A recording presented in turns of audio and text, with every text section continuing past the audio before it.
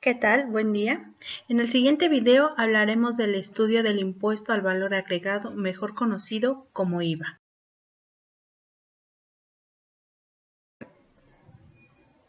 Empezaremos por saber qué son los impuestos.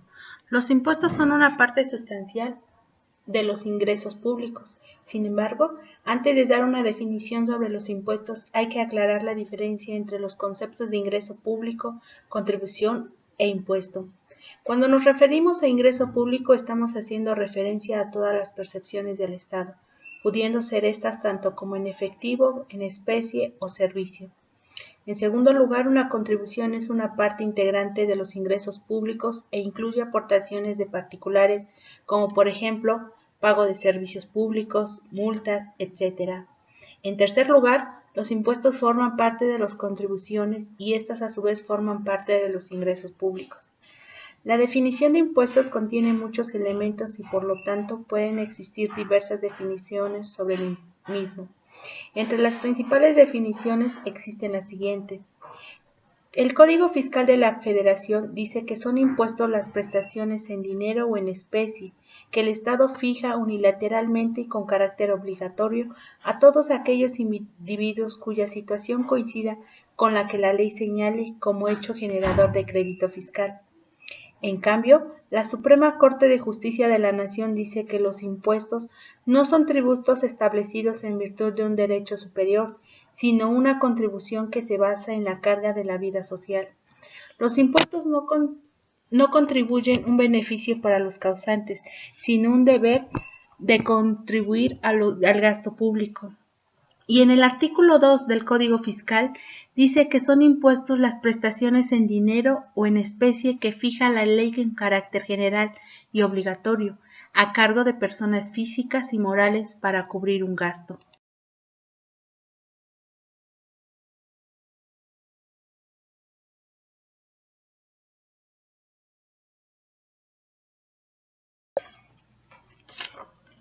Siempre nos hemos preguntado qué importancia tienen los impuestos en cada una de las organizaciones y en la sociedad.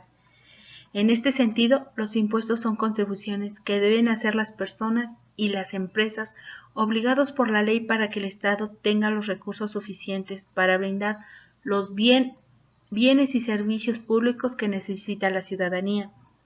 Los impuestos son importantes porque el Estado puede obtener los recursos para brindar educación, salud, seguridad, justicia, obras públicas, combate a la pobreza y el impulso a los sectores económicos que son fundamentales para el crecimiento de la economía en nuestro país.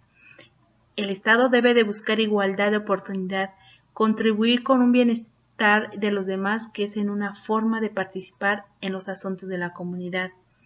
En este sentido, es notorio que prácticamente toda la población utiliza en alguna medida las obras y acciones que hace el Estado en la recaudación de impuestos, de la misma forma que a nadie le gusta pagar contribuciones.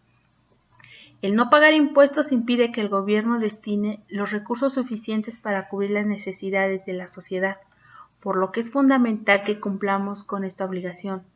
Escuchamos con frecuencia que no nos gusta pagar impuestos. Por supuesto, pensamos que es en un acto desagradable desprenderse de una parte de nuestros ingresos para cubrir con una obligación tributaria, pero es fundamental e indispensable para sostener en el tiempo a una sociedad que pide la protección del Estado en los 4 derechos fundamentales como son libertad, la vida, propiedad y seguridad. Debido a la poca recaudación del impuesto del Estado, tiene que repartir lo recibido en forma circunstancial y no siempre es la mejor. Es muy importante que en México los impuestos sean utilizados para que exista igualdad de oportunidad para la población, con lo cual se puede realizar una real lucha contra la pobreza. ¿Qué es el IVA y qué tasas existen? El IVA es un impuesto indirecto, lo que quiere decir que en lugar de aplicarse directamente sobre los ingresos de los contribuyentes, como sucede con el ISR, este se aplica sobre el consumo o goce de bienes o servicios. Concretamente, según el artículo 1 de la Ley del IVA, este gravamen se aplica sobre la enajenación de bienes, la prestación de servicios independientes, el otorgamiento de uso temporal de bienes y la importación de bienes y servicios. Existen 3 tipos de tasa. La tasa del 16% grava a las actividades como enajenación de bienes, prestación de servicios independientes, dación en uso o goce temporal de bienes, importación de bienes o servicios.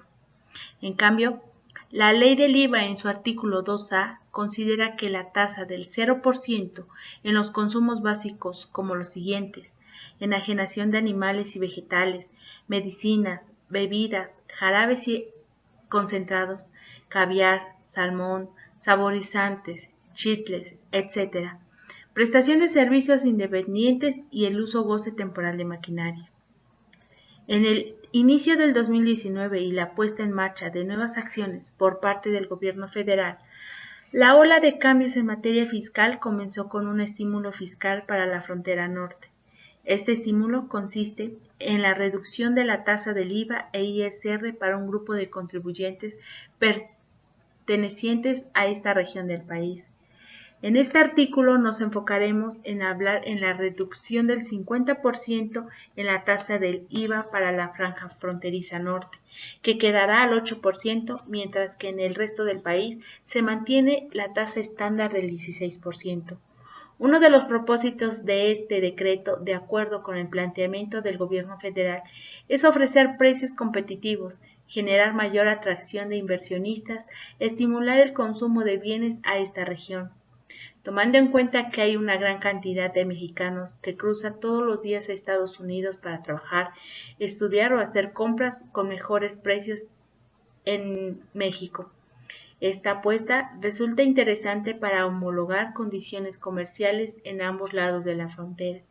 Aunque pudiera parecer que será mayor la recaudación de impuestos, al haber mayor consumo se podría lograr una economía autosustentable en la región. Al menos esa es la apuesta del gobierno federal.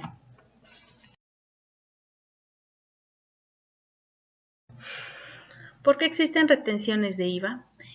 En la ley de IVA, en el artículo 1A, fracción segunda, dice que están obligados a efectuar las retenciones del impuesto las personas morales que reciban servicios personales independientes, y dichos servicios deben tener las características de personal, según la misma ley.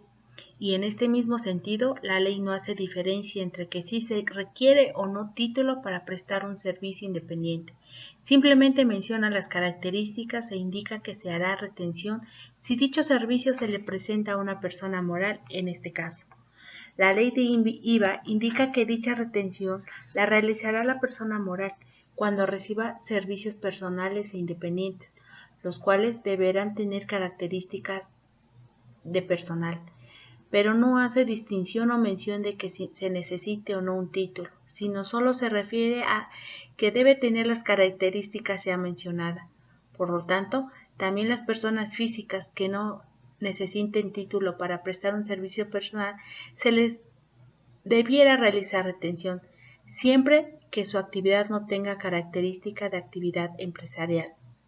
Los comunes son los fletes, arrendamiento y servicios y prestación de servicios. ¿Cómo se puede obtener los saldos a favor en devolución o compensación? Cuando se obtiene un saldo a favor de IVA, se puede recuperar este impuesto ya sea vía acreditamiento, compensación o la devolución de dicha cantidad. Acreditar el saldo a favor de IVA es lo más rápido, aplicándolo contra el IVA a cargos de los siguientes periodos sin tener que realizar pago alguno. En cambio, compensar el saldo a favor de IVA requiere de un control más minucioso, pues deberá contar con información de la declaración donde obtuviste dicho saldo, como fecha, tipo, número de control, periodo, e ir cuidando los remanentes.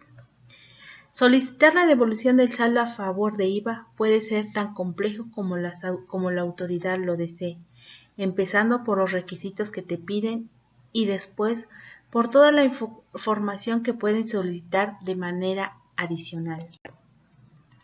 ¿Es lo mismo compensación que acreditamiento? No, no es lo mismo. El acreditamiento consiste en restar el impuesto acreditable de la cantidad que resulte de aplicar a los valores señalados en la ley de IVA, correspondiente según el caso. En pocas palabras, se resta el IVA que se cobró del IVA que estoy pagando en forma de gastos. Dicho esto, que si yo cobré un IVA de 1,000 pesos y mi IVA en gastos fueron 1,200, únicamente puedo acreditar 1,000 pesos y el resto se lo tengo que regresar al SAT. En cambio, en la compensación, si nuestro IVA de ingresos es mayor, solo podemos compensar o igualar la cantidad del IVA del gasto y el resto ocuparlo en la siguiente declaración si es necesario. Compensarlo, tomando en cuenta qué tipo de declaración se aplicó, fecha y el monto que se va a compensar, y cuidar nuestro remanente cuidadosamente.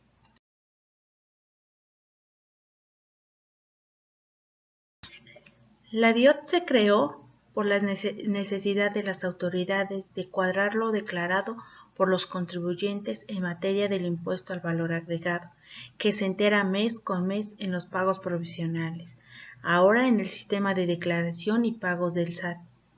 Antes de la entrada del CFDI 3.3, el SAT no tenía manera de saber cuánto le facturaban los proveedores al contribuyente, que declaraba el IVA a pagar acreditando los pagos realizados en el periodo, a menos que se aplicara una auditoría para corroborar los montos, facturas, formas de pago, fechas de pago y estados de cuenta.